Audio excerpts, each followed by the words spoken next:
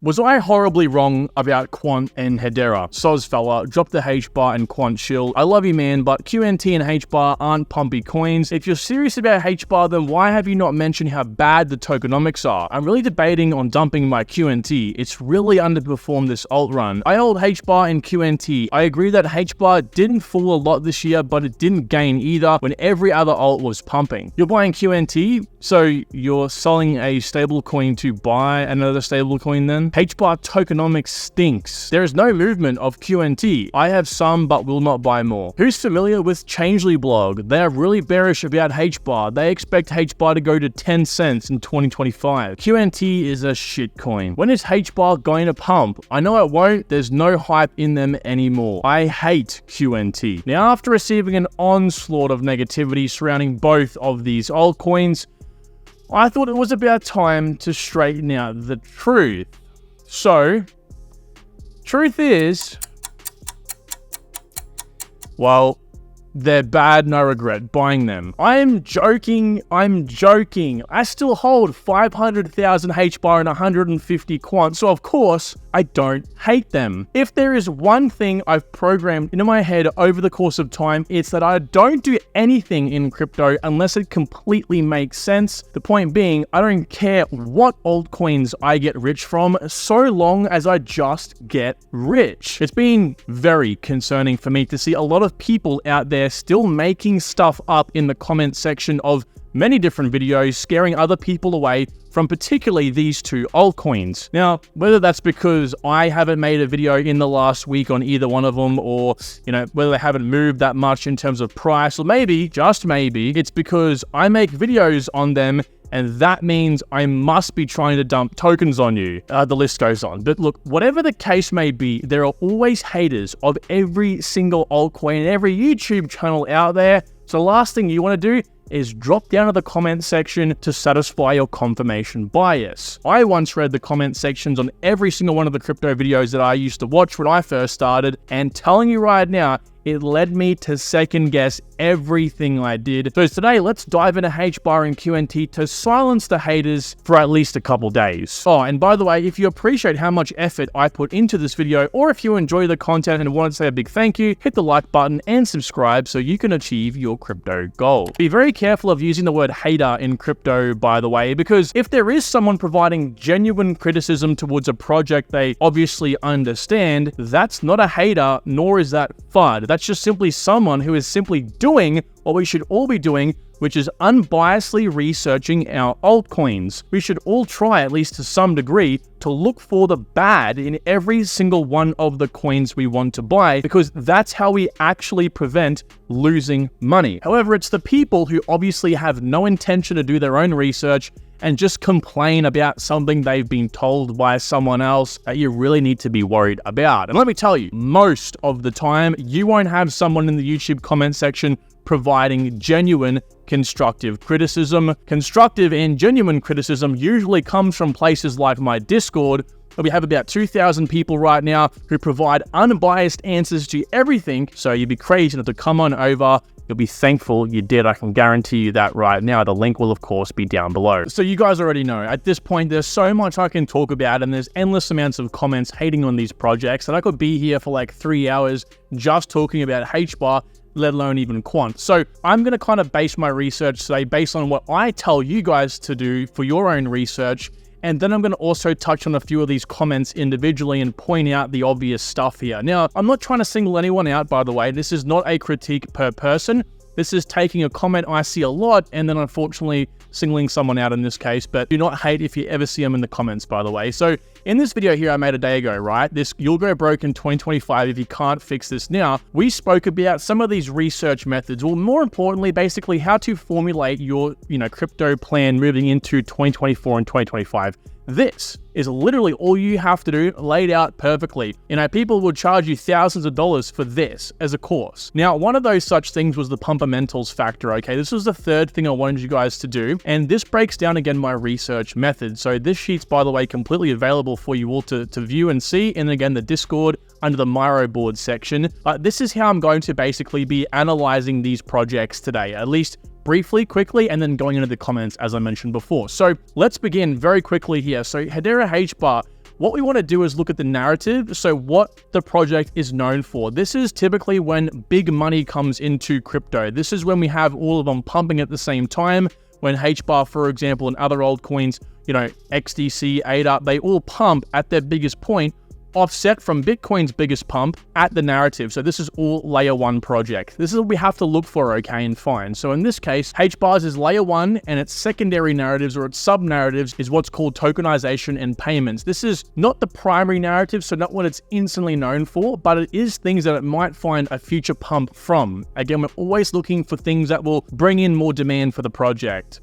The next thing we'll do here is have a quick look at the meme. Now, the meme is pretty important as well because the meme is what draws in people to the project. I don't really want to break this down too much for you guys because, again, this video is going to tell you all about how this actually works. But basically, again, it's like, what is unique about it, okay? We're talking about unique aspects, what's the direct competition, and what's the propagation looking like. Propagation meaning, is it easily understood and can people tell their friends about it? And so, yes, highly propagated and extremely unique in this case. Only Hashgraph, fair ordering of transactions. It's very energy efficient, maybe the most energy efficient network out there. The governing council runs it full of a whole bunch of Fortune 500 companies. It's a very simple and clean website, and believe you me, that's a very important thing to assess. Popularity, so things like events that might come up in the future, again, going back to like what's going to get it popular and out there. And this is things like, exchange listings and all that sort of stuff. And HBAR has its quite big fair share of all this. Now it's got over here a few important roadmap events coming up. It's got the community run mainnet node, so furthering decentralization as well as possibly sharding the hash graph, which will be next level for scalability. They also do have partnerships with the UN, governing council members, bringing in more partners. It does go on from there. Ultimately, that's a risk to reward. Like, what's the chance we're going to have an unforeseen announcement in the future? And this will, of course, help us because we'll be able to take some profit at that point. I'm going to go ahead and say 90% risk to reward in favor of reward. So there's a very low chance we don't have any big announcements over the next 2 years, and there's a very large chance we will have some form of announcements that will come out. Tokenomics, as well, we assess only 3 things: distribution, vesting, and inflation in this case, just to keep the degen who we're trying to make money off, who we're trying to sell our tokens to basically at the top of the bull run. These guys have to just be okay with the basics, okay? There's sort of like a big bad overhanging, aspect of like 100% inflation, for example. That's bad. But if it's substantial, reasonable, and it's not substantial, that's all we have to concern ourselves with. Now, there's no inflation for HBAR. 50 billion tokens fixed supply. There'll be no more tokens in circulation after that. There is currently a 67% in circulation. There is about a 9.4% inflation rate since the last few years since it's been active.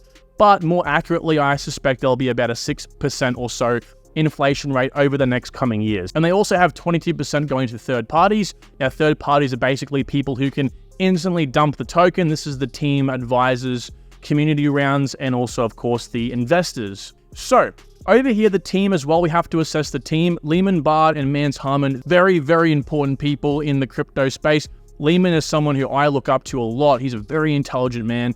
And these guys co-founded Hedera. However, they aren't involved with Hedera's, consensus process right now.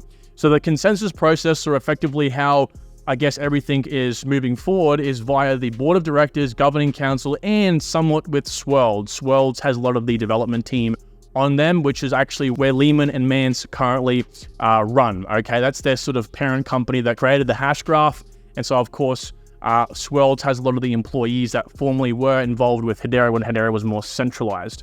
Overall, team structure is very strong and well managed until fully decentralized, so no direct leadership, partly decentralized through the board of directors and governing council. Overall, my meme ability score, my overall power for Pumpermentals is 9 out of 10. Likewise, I'm not going to completely go into quants over here, but basically interoperability, tokenization, and security are its primary narratives, sub-narratives, supply chain, and payments. This is, again, what we look out for if we come back over here to find when they pump. Payments, layer 1, IoT, Oracle, so on and so forth. Okay, that's where it kind of comes into play. So very, very big, a lot of really important narratives there. Meme in this case is a lot. Overledger, patent protected. We'll talk more about this soon. It's agnostic, so it can be connected to anything. To work with Amazon, Barclays, Bank of England, Bank of Canada, the central bank of all central banks, the BIS, right? It part founded and is in the working group of an internet protocol-based entity that's looking to develop SATP or Secure Asset Transfer Protocol. This is these guys, the Internet Engineering Task Force. Again, what they actually are responsible for the technical standards that make up the internet protocol. So it's a pretty big thing. Popularity, there's no roadmap for Quant, which is not good, but they do have a lot of connections. Again, similar to Hedera, we can expect some pretty big announcements in the future. Again, they're connected with central banks, enterprises, world leaders, multinational blockchain solutions, so on and so forth. Okay, again, I'd be comfortable giving it a 90% reward to risk ratio in favor of an announcement. Tokenomics, there's no inflation like HBAR, very small supply, even less than Bitcoin at 14 million tokens. 81% are currently in circulation, 33% are in the hands of third parties. But in this case, if you consider the company reserve, which I typically would in this case as non-third parties, it's only 15% with the third parties, okay? So who can actually dump whenever they really want to, excluding the community in this case. Now the team as well, very strong team members, not like Hedera where it's more decentralized. This is definitely run by Quant's team. CEO is Gilbert, he is a true powerhouse. Andrew and Peter, again, very strong team, but I think who takes the cake here is Gilbert. Gilbert would be single-handedly like up there with Vitalik Buterin in my opinion for what Quant is, okay? So it's like that in sort of comparison to what Ethereum is for Web3. Well, Gilbert's the equivalent for, you know, interoperability, security, so on, right? So overall for 2025, my score is again a 9 out of 10. So for starters, I want to, just say here real quick, they're both extremely powerful. They're both, I believe, going to have their time to shine come 2024 and 2025, like when the real bull run kicks off. They aren't doing amazing right now, but do not hold off on them. Let's touch on some of these comments from HBAR. First of all, HBAR tokenomics stinks. So there are quite a few misconceptions when it comes to Hedera's tokenomics. First of all, you have to understand that price isn't immediately impacted from token unlocks, only if the tokens are sold on the open market. Now, this is why OTC or over-the-counter trades are actually a thing. It's to ensure that buying or selling tokens, especially a large number of tokens, doesn't impact the price. Now, this is important because the price of a token is found from whatever a whole bunch of exchanges and dexes aggregate prices of that asset, and then their fair value is of course maintained across the exchanges by market makers and arbitrage. So when token unlocks happen and everyone panics when they realize 100 million more tokens are in circulation, you need to assess who they are unlocked to and if these people will dump immediately or not, then make a call from there. Now in Hedera's case, as I mentioned earlier, they have about 22% in the hands of third parties, which is far better than most altcoins on the market. But most of the time, price dumps before a token unlock even happens because degens are expecting the price to tank on the day of the unlock, which actually rarely does happen unless the unlocks are again distributed to degens, or it's right in the thick of the bull run and people in general decide to just simply take profit. Airdrops are a great example of when price is likely to tank on the day of the unlock because again, they're given to a bunch of people who are likely to instantly sell when they get them, even in a bear market, which of course are degens. The only entity we need to be concerned about selling the HBAR and dumping their tokens on the open market are the SAFT, or Simple Agreement for Future Token Contributors, who are like Hedera's ICO round participants. SAFT tokens are actually treated as securities and therefore must comply with security regulations, which all in all means those who participated in these rounds were limited to professional investors and friends and family with long lockup periods, so I'm not concerned about these guys selling their HBAR until the top of the bull run or even until 2030. HBAR also has a fixed supply, so there is no inflation rate at all. They don't forecast their supply ahead of time either, because it's unknown how many tokens are required to be transferred or sold for net positive things like developments or grants. This is just one of the many things that Hedera does right that we think is actually bad because other networks don't do this and we're more accustomed to that. All in all, I'll be making a video on Hedera in the coming days so I can touch on this tokenomic side of things deeper if need be. Just let me know if you want to see that. The next question is, who's familiar with a certain blog? These guys must be a crypto blog. They're really bearish about HBAR. They expect HBAR to go to 10 cents in 2025. How many times I've heard this is amazing? Well, mate, you can go ahead and tell them we've actually already hit 10 cents and that was at the start of 2024. So you got nothing to worry about there, okay? First of all. Next up, when is HBAR XRP in this case also going to pump? I don't know about XRP, mate, but I know HBAR's coming soon. I'll show you why.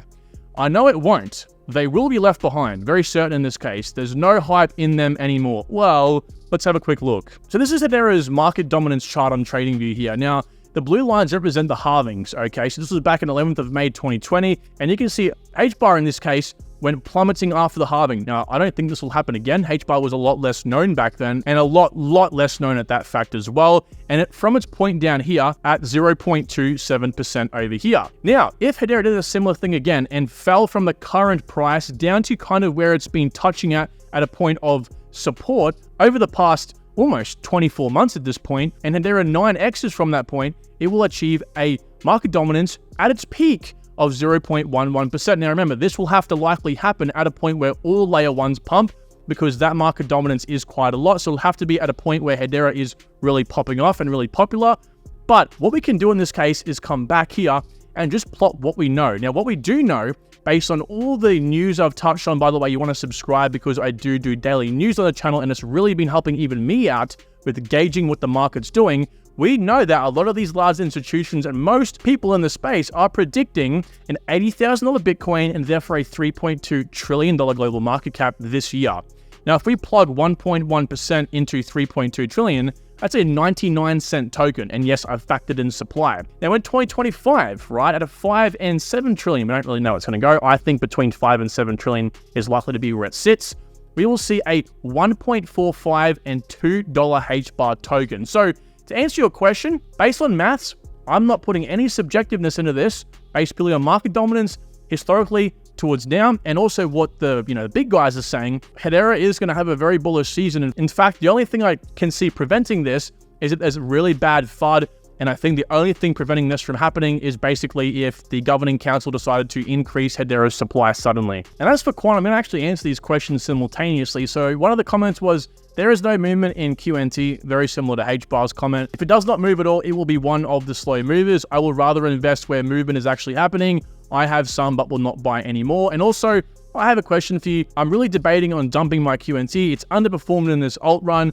I feel like I'm missing out on the coins that have ran up with a good amount of money tied up in QNT. Maybe you can make a video on it. So very good questions, like genuinely just asking about this. And I want to point you first of all to a tweet over here recently from Mr. Alex Becker himself. He said, I constantly see people investing in every niche in crypto, chasing points, airdrops, meme coins, doing it all at once, okay? Including thinking about, getting rid of your projects. Getting destroyed by people who just pick one niche, one project, watch it, pack the bags, and just wait. This happens time and time again. The market is tricking you. Now, I want to make a very important point. I am not trying to ever convince you to buy any of these projects. I get comments all the time, stop trying to convince people to buy bags that you can sell on. Guys, I'm not trying to convince anyone to buy anything. You got to have your own conviction in these projects, especially in this case, because your conviction is being tested. Now, I don't know how convicted either of these two gentlemen are. I'm guessing not much, but if you were convicted or relying on me for your conviction, or any YouTuber, that is a road to you selling out right before there's a massive pump and then buying back in at a higher price. So in this case, you don't want to be doing that, okay? You don't want to be chasing the Bitcoin waterfall. I've seen many influencers out there tell people to do this. Hey, buy Bitcoin, then buy Ethereum, guys, then buy large caps. This is horrible. Again, base your research on what I told you before, this, right? Base it on you doing the research, identifying the narratives to begin with, and then buying based on the biggest narratives and the best memeability project in that narrative. It's as simple as that. The rest comes as extras, basically. Now, Quant in this case has a lot going for it. Recently, my good friend Greg over here mentioned that 5 years after submitting their initial application, Quant has had their patent officially granted by the US Patent Office, now being protected until 2040. So Overledger is being protected, guys. Quant is most definitely coming. I think this is a precursor to it working with larger and larger businesses, basically. But guys, you should already know, Quant is already working with the biggest people in the world. We're talking about, central banks, Bank of England, Amazon, Bank of Canada, Barclays. It just goes on, okay? Now, the number of wallets accumulating as well is increasing. The cumulative number, as you can see over the last 12 months here, is basically linear at this point, which is good. But even more importantly, the amount of people are accumulating is also increasing as well. I think it's just the amount of time before it obviously catches up to speed with its price. And just keep in mind as well, the number of wallets accumulating here is on its contract on Ethereum. This doesn't include people like myself. I don't hold my QNT on a decentralized wallet. I hold it on an exchange. Yes, criticize me down below for holding it on a centralized exchange. Okay, but still, so a lot of people wouldn't be considered into this as well, because a lot of no voices will be buying Quant on exchanges and not transferring to non-custody. Now, here's one of those reports recently. It was involved with Project Rosalind.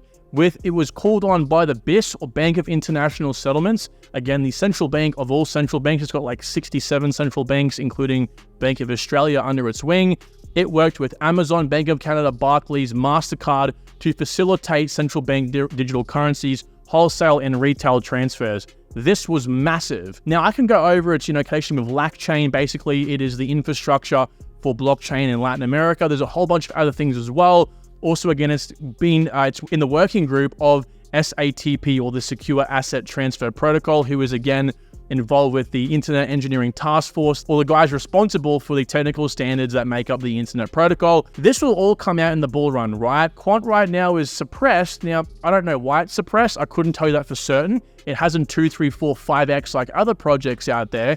That doesn't mean it's a bad project. People will always look at this as this project's good or bad based on what the chart looks like. Very big misconception, and that's why most of you, I'm going to have to say for now, that do this, that look at the charts, will remain in the situation you're in, because that is what completely dictates it. For example, if I go to ICP over here, the amount of comments I got when I made an ICP video saying, hey, ICP is a shitcoin, don't buy it, because of a chart looked like this, without knowing why the chart looked like this. And of course, over the last 12 months, it went from $2.90 all the way up to $14, like 6 or 7x. So I really hope those people are eating their words and learning now before it's too late, before they make the same mistake with projects like Quant or HBAR, for example. So, ladies and gentlemen, that will conclude today's video. I was not wrong with these altcoins, and neither were you. This is not financial advice, so gain your conviction first, do your research.